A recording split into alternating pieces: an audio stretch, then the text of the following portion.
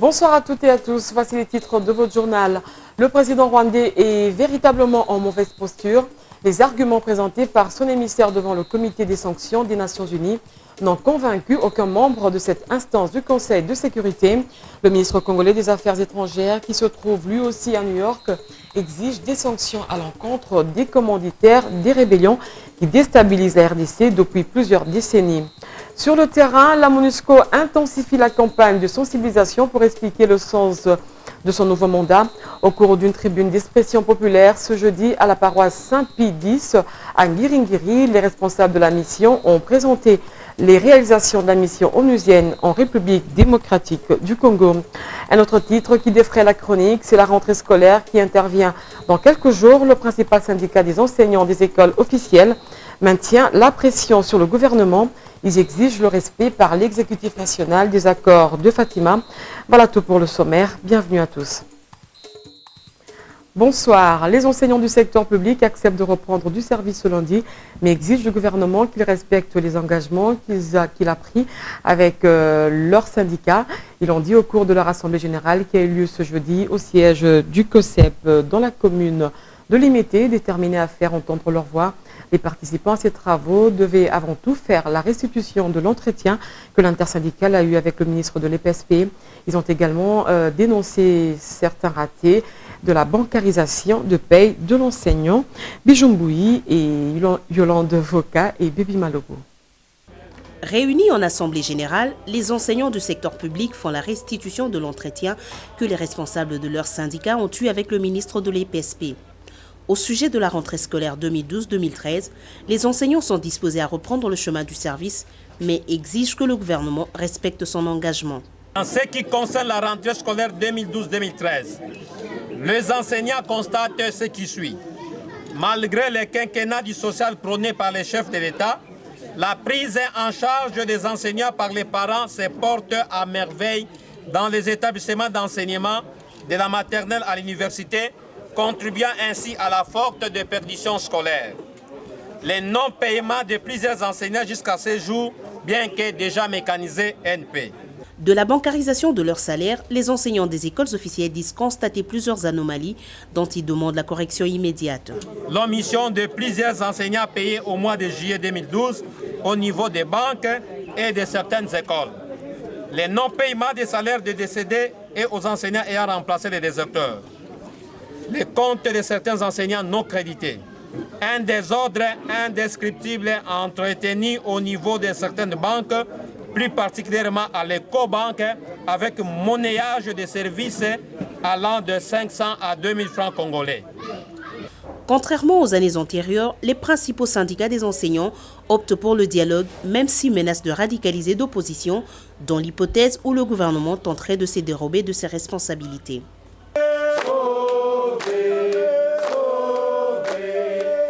Non convaincant, c'est ainsi que le Conseil de sécurité de l'ONU qualifie les arguments de la ministre rwandaise aux Affaires étrangères. Les chefs de la diplomatie de la RDC et du Rwanda s'étaient entendus mercredi par le comité de sanctions du Conseil, chacun présentant la position de son pays, en dépit du fait qu'il continue de nier son implication dans la déstabilisation de la partie est de la République démocratique du Congo. Kigali a été une fois de plus appelé à cesser tout soutien aux rebelles. Commentaire de la rédaction avec Patrick Chamala. Alors que des preuves sur son soutien aux rebelles du M23 deviennent de plus en plus irréfragables, Kigali s'évertue à nier l'évidence. Au cours des discussions à huis clos le 29 août dernier au Conseil de sécurité de l'ONU, la ministre rwandaise aux Affaires étrangères s'est battue comme un beau diable pour tenter de se libérer de l'étreinte des experts de l'ONU. Mais sans succès. Si pour le régime de Kagame, cette audience était l'occasion de prouver que les accusations contenues dans le rapport de l'ONU étaient fausses, la parade de Louis Mushikiwabo n'aura convaincu personne. Cette dernière est allée jusqu'à accuser le chef des experts, un Américain, de mener une vendetta contre son pays. Perspicace, les membres du Conseil s'en tiennent aux conclusions de leurs experts. D'un ton ferme, ils exigent du Rwanda qu'il renonce de soutenir la rébellion du M23 et qu'il respecte la souveraineté de la République démocratique du Congo. Mais ce Rwanda-là est visiblement une vraie tête de mule. Même les quelques sanctions internationales prises à son encontre ne l'amènent toujours pas à renoncer. Bien pire, il trouve refuge dans une arrogance qu'il a toujours caractérisée lorsqu'il qualifie ces sanctions de chantage. Pour Louise Mushikiwabo, je cite, « L'aide au développement ne devrait pas être utilisée comme un instrument de chantage. Ce n'est pas parce qu'on continue de l'accuser que le Rwanda va céder finalement. Dire oui qu'on est en train de soutenir une rébellion au Congo. » Ceci explique bien cela. Mais dans l'opinion, on pense que les autorités de Kigali sont plutôt aux abois. Longtemps protégées, elles se sentent cernées de toutes parts. Pour une fois, la communauté internationale a compris qu'il ne fallait pas continuer de soutenir un régime qui déstabilise toute une région pour des visées hégémoniques. Pour une fois, la RDC est en train de mener au point. Mais ce serait avoir tort que de penser que le combat est fini. Il faut dès lors rester prudent. Ne dit-on pas que prudence est mère de sûreté? L'opposition dit regretter la décision du président français François Hollande qui a finalement annoncé qu'il viendra à Kinshasa pour le 14e sommet de la francophonie. Et cette idée, le parti de Martin Fayoulou prend acte et comme tout parti d'opposition regrette quelque peu, selon le président de ce parti, la situation chaotique dans laquelle se trouve le pays. Le non-respect des droits de l'homme aurait dû décourager le président français. Patrick Chamala pour le commentaire. Depuis l'annonce de la venue à Kinshasa de François Hollande, l'opposition congolaise ne cesse de donner de la voix. Devant les professionnels des médias, Martin Fayoulou ne cache pas sa surprise de l'option prise par le président français de venir dans la capitale congolaise prendre part au sommet de la francophonie. Le député ne s'explique pas que le président français, alors candidat à l'Élysée, ne tienne pas ses promesses de campagne, notamment ne pas collaborer avec des régimes qui ne respectent pas les principes démocratiques ou encore les droits de l'homme.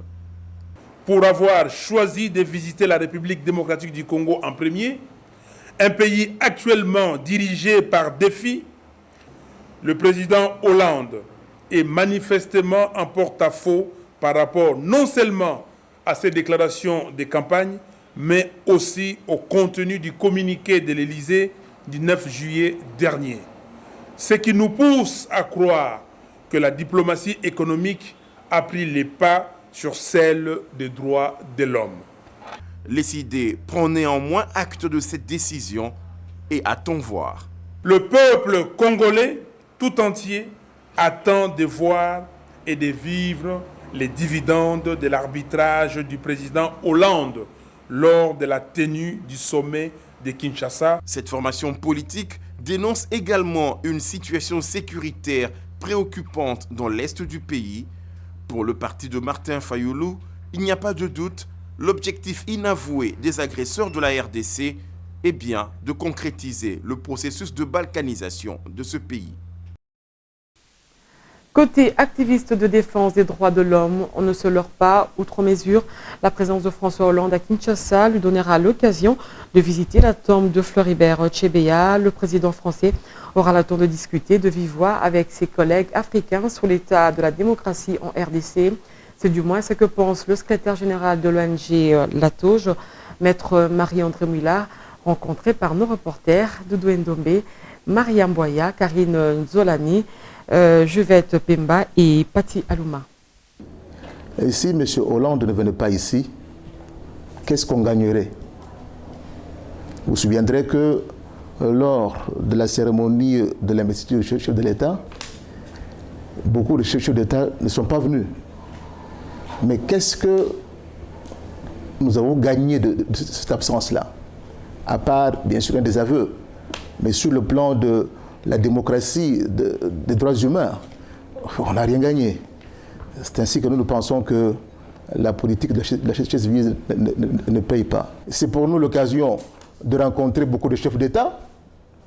Concrètement, comment nous on va rendre fructueuse cette rencontre-là? C'est par exemple, ça vraiment, d'abord c'est vraiment au niveau des toges noires. Et j'espère que nous serons suivis par les collègues C'est pour nous l'occasion, par exemple, d'inviter M. Hollande et certains chefs d'État qui croient dans les valeurs de la démocratie, de la bonne gouvernance, d'aller nous consoler, trouver un peu un temps pour aller avec nous nous incliner sur la tombe de Chebeya. 2 journalistes arrêtés à Kananga pour avoir commenté sur la défection d'un officier des FARDC. Il s'agit de Pierre Sosten Kambindi de Kananga et de Fortuna Kassongo de Mbujimaï. À ce propos, Désiré Israël Kazadi, directeur de l'ONG Freedom for Journalists, journaliste libre, réel, démocratie, et Joseph Alain Kabongo, secrétaire exécutif de l'Observatoire de la liberté de la presse en Afrique, demandent aux autorités de porter un regard sur ces journalistes qui n'exercent leur métier et aux journalistes de respecter la déontologie journalistique. C'est un reportage de Mariam Boya et Pati Alouma.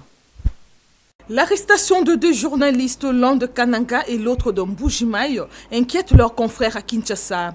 Pierre Sosten Kambidi, journaliste de la RTC à Kananga, et Fortuna Kassongo, employé par la RASK de Miabi, sont aux arrêts depuis dimanche dernier. Il faut dire que jusqu'à présent, les motifs de l'arrestation de Pierre Sosten Kambidi n'a pas été révélé. Désiré Israël Kazadi, directeur de l'ONG Freedom for Journalists, lance un appel aux autorités provinciales pour que la situation de ces 2 confrères respecte la procédure. Nous demandons aux autorités qui les ont arrêtés de pouvoir tout naturellement les déférer devant les juridictions compétentes pour que nos confrères soient entendus de manière beaucoup plus équitable. Observatoire de la liberté de la presse en Afrique, dirigé par Joseph Alain Kabongo, affirme que depuis 2 semaines, Pierre Kambidi reçoit des appels de menaces. Il ajoute que Fortuna Kassongo serait transféré à Kinshasa. Il est détenu dans un lieu gardé secret. La cessation des menaces contre Pierre Kambidi et son collègue Patrick des radios télé chrétiennes de Kananga. Et troisièmement, nous avons demandé qu'une enquête soit diligentée pour que tous les auteurs de ces menaces puissent être connus. Par ailleurs, les ONG de défense des droits des journalistes exigent la libération immédiate et inconditionnelle de ces professionnels de médias. Les autorités provinciales sont priées de cesser de maintenir un climat de terreur et d'intimidation contre les journalistes. Je vous le dis en titre, les jeunes venus de différentes organisations de la société civile de la commune de Ngiringiri en savent un peu plus sur l'actuel mandat de la MONUSCO. Au cours d'une tribune d'expression populaire ce jeudi à la salle paroissiale Saint-Pie-X, l'équipe dépêchée par la MONUSCO a apporté un éclairage sur les nouvelles missions que les Nations Unies a confiées à la MONUSCO. L'activité a été initiée par le Centre de recherche des voies pour l'épanouissement et l'autonomie cerveau, une ASBEL basée à Ngiringiri. Fidéline Kitumbu et Pati Alouma. La MONUSCO veut à tout prix soigner son image et faire comprendre son rôle dans les conflits à l'est du pays. La mission onusienne multiplie les séances de sensibilisation sur son nouveau mandat renouvelé depuis le 27 juin dernier et qui court jusqu'au 27 juin 2013. La MONUSCO assure des opérations de maintien de la paix. Elle a aussi reçu la mission de créer des conditions en vue d'installer une paix durable en République démocratique du Congo. Ce travail se fait avec le consentement des parties sans faire recours à la violence. Ces opérations se présentent sous plusieurs mandats. De l'ONUC en 1960, la MONUC à la MONUSCO. Ces opérations basées sur une résolution chacune a pour rôle d'accompagner le gouvernement dans la stabilisation du pays, confirment les responsables de la division de l'information publique de la MONUSCO. La police de la MONUSCO, de son côté, fournit des efforts pour doter la RDC d'une police responsable capable de respecter les droits de l'homme. Il y a la mise en place d'un comité de sécurité.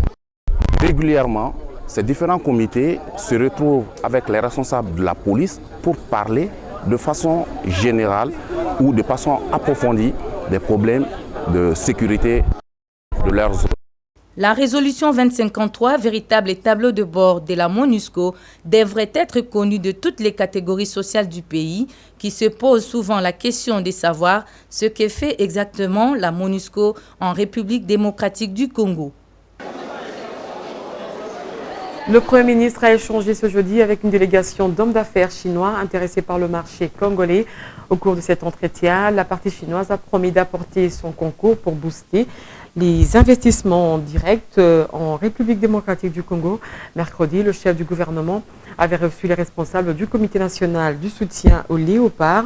La participation de l'équipe nationale à la CAN prévue l'année prochaine en Afrique du Sud était au centre de leur discussion. Doudou Ndombe. Le climat des affaires favorise des investissements sérieux. Le président du groupe CREC 7 International et d'autres grosses calibres de finances chinoises s'engagent devant le gouvernement congolais à créer une classe moyenne en République démocratique du Congo. Ce projet ne peut être matérialisé qu'à travers des investissements directs sans recourir au budget de l'État. Nous voulons soutenir le climat d'investissement avec des mécanismes tout nouveaux dans le domaine d'investissement direct, dans le domaine financement direct, banque, BOT, toute autre forme de mécanisme financier qui n'a jamais été utilisé avant. Coupe d'Afrique des Nations en Afrique du Sud, c'est déjà en janvier 2013. Le gouvernement promet son appui aux léopards et souhaite que toutes les parties s'engagent pour une bonne prestation du 11 national. Les joueurs peuvent être assurés pour leur prime et la présence à votre gauche. Écoutez, monsieur le journaliste, j'ai dit de manière tout à fait professionnelle que le gouvernement soutient cette équipe de manière tout à fait complète. Et cela comprend tous les compartiments que vous auriez souhaité voir décortiqués. Par ailleurs, après 3 jours de travaux, le comité de pilotage pour l'amélioration du climat des affaires et des investissements recommande au gouvernement de décréter une amnistie fiscale de 3 mois sans contrôle fiscal et économique et de fixer un montant forfaitaire en faveur des opérateurs économiques. Cela pour permettre à la RDC d'améliorer son climat des affaires. La clôture de ces assises a eu lieu ce mercredi au restaurant Roméo Golf à Gombe. Le développement et l'émergence de la RDC ne peuvent être possibles que par l'implication de tous les partenaires économiques censés, à travers leurs efforts, hisser le pays au rang de pays à revenus intermédiaires. Ces objectifs ne seront atteints que dans un climat des affaires amélioré. Les participants à ces assises organisées par le comité de pilotage pour l'amélioration du climat des affaires et des investissements ont pris plusieurs recommandations allant dans le sens de l'amélioration du climat des affaires et surtout les indicateurs du doing business en RDC. Cela pour favoriser un bon climat d'investissement pour tous les opérateurs économiques qui désirent s'installer dans notre pays. Fiscal et économique et fixer un montant forfaitaire pour que l'opérateur économique devra payer au fisc pendant cette période. Revoir la réglementation de change en relevant à la hausse $25 000 le montant de plafonnement de la somme liquide autorisée dans les transactions transfrontalières vers l'extérieur à partir des territoires où il n'existe pas de banque. Décider de la prise en charge par l'État congolais des frais bancaires exigés aux assujettis lors du paiement des droits, taxes et redevances dues à l'État. Fixer à 30 jours le délai d'octroi d'une carte de travail. Supprimer la formalité d'obtention de visa sortie-retour pour les opérateurs économiques détenteurs d'un visa d'établissement ordinaire en cours de validité. Les experts délégués par les institutions comme les ministères et les organismes du secteur public et privé ont rempli leur part de contrat. Il ne reste qu'au gouvernement de prendre en considération toutes les propositions qu'ils ont formulées afin de faire de la RDC un cadre propice pour les investisseurs internationaux et nationaux. Les travaux de la première session extraordinaire du bureau du ministre de l'Organisation maritime de l'Afrique de l'Ouest et du Centre ont débuté ce jeudi à l'hôtel Memling. Les participants à ces assises réfléchissent sur la promotion du secteur de transport maritime dans cette partie du continent. À la fin, ils devraient proposer des solutions pour lutter contre la piraterie qui prend de l'ampleur dans le golfe de la Guinée. Nadine Laing, Ponikunda et Jopeke. Ils sont venus de différents pays d'Afrique de l'Ouest et du Centre. Le représentant de ministres de Transport, secrétaires généraux, experts et membres de l'organisation maritime de cette partie du continent prennent part aux travaux pilotés par le ministère congolais des Transports et Voies de communication. Ces assises tablent sur 3 questions principales, à savoir la réflexion des experts sur le mémorandum que 15 pays membres de l'OMAOC ont signé de commun accord, la Banque maritime régionale pour le développement ainsi que le document de la stratégie maritime africaine intégrée à l'horizon 2050. C'est pourquoi les sujets que vous avez inscrits à l'ordre du jour de vos travaux sont d'un intérêt capital, qu'il s'agisse de la mise en place des gardes-côtes de la Banque maritime de développement de notre organisation ou de la stratégie intégrée, coïncide sérieusement avec la politique du gouvernement de la République démocratique du Congo qui vise la construction d'un pôle moderne à Banana sur l'océan Atlantique. Le secrétaire général de l'Organisation maritime de l'Afrique de l'Ouest et du Centre attire l'attention des participants. Il les exhorte à honorer leurs obligations financières pour permettre la matérialisation de projets en cours. En faisant sorte que les préoccupations de notre organisation soient prises en compte par la Commission de l'Union africaine. Vous saurez examiner ces questions pendant 2 jours en vue de formuler les recommandations. La réunion se poursuit par des travaux en atelier. Il devrait aboutir à des solutions sur des problèmes auxquels le Maroc fait face. Beauté, souriez. Vous êtes à Kinshasa, la capitale de la francophonie. Le Premier ministre a planté de manière symbolique un palmier royal. Il a aussi donné le coup d'envoi à l'opération d'installation des poubelles publiques sur le boulevard du 30 juin. Tous ces efforts participent à la grande campagne d'assainissement initiée par le gouvernement pour rendre la ville verte, salubre, comme le souhaite le gouverneur de la ville, André Kimbutayango Doudou Ndombe.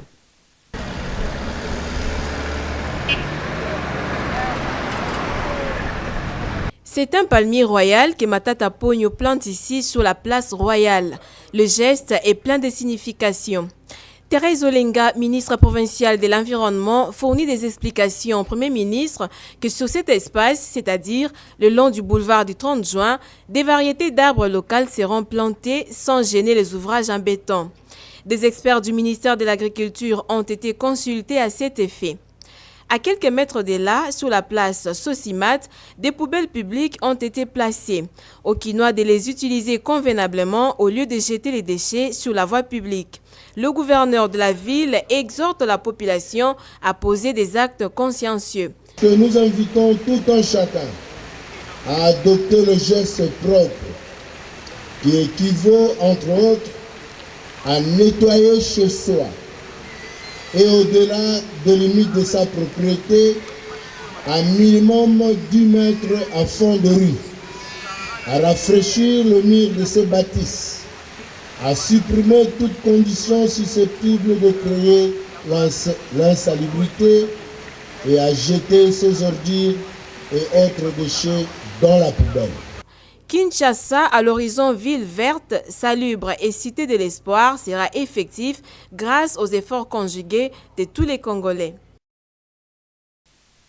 À présent, c'est l'heure de lire la revue de presse sélectionnée et commentée pour vous par Rose Awazi.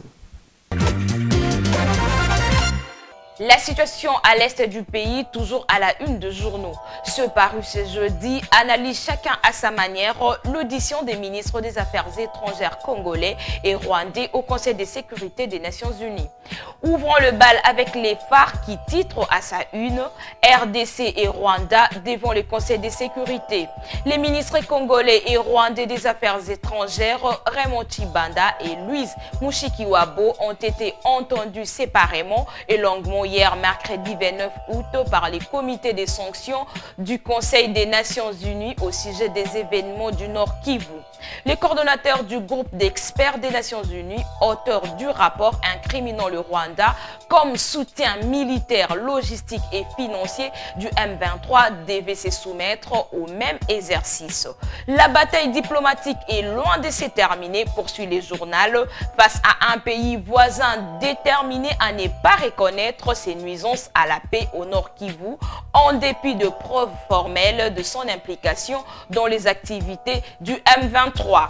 Forum des As qui aborde dans les mêmes sens parle d'une guerre des arguments. À ces propos, des diplomates présents à cette séance houleuse ont qualifié l'argumentaire de Kigali de fragile. Ce n'est pas solide, ont-ils rapporté à la presse. Effectivement, dans son moyen présenté au comité, le Rwanda a vainement tenté de démontrer point par point, comme il avait promis, les éléments qui sont la toile de fond du rapport documenté de la MONUSCO. Nul n'est besoin de les rappeler que ces rapports mettent clairement Kigali en cause. Le palmarès lui pense que la RDC a largement mené au point, c'est le constat du premier round. Le Conseil de sécurité n'a pas un seul instant accordé du crédit aux jérémiades rwandaises. Les rapports à l'ONU restent accablants pour Kigali. Aucune parade n'est possible pour Kagame et son régime. L'observateur qui nous ramène sur le terrain des opérations observe que la localité de Bushendo, en territoire de Rutshuru, dans la province du Nord Kivu, a été repris par les forces armées de la République démocratique du Congo entre les mains du mouvement du 23 mars au terme de combats violents avec le groupe rebelle, s'est réjoui le journal. Autre chose, confusion à la police nationale congolaise, information à lire dans le potentiel. Tension latente entre la police nationale congolaise PNC et la police judiciaire de parquet PJP suite à une interprétation erronée de la loi organique numéro 11/013 du 11 août 2011 portant organisation et fonctionnement de la PNC.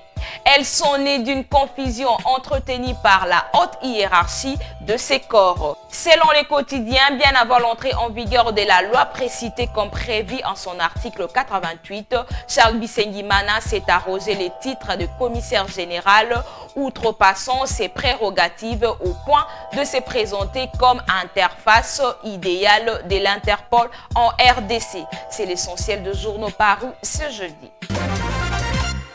Merci Rosa Wazi pour cette revue de presse. Mais avant de nous séparer, nous allons lire ce communiqué. Le cabinet du président de la République est régulièrement saisi des cas des personnes inconnues se présentant comme des proches collaborateurs du chef de l'État et qui appellent au téléphone, envoient des messages SMS ou des mails à des personnes diverses en vue de leur extorquer de l'argent en contrepartie des promesses fallacieuses.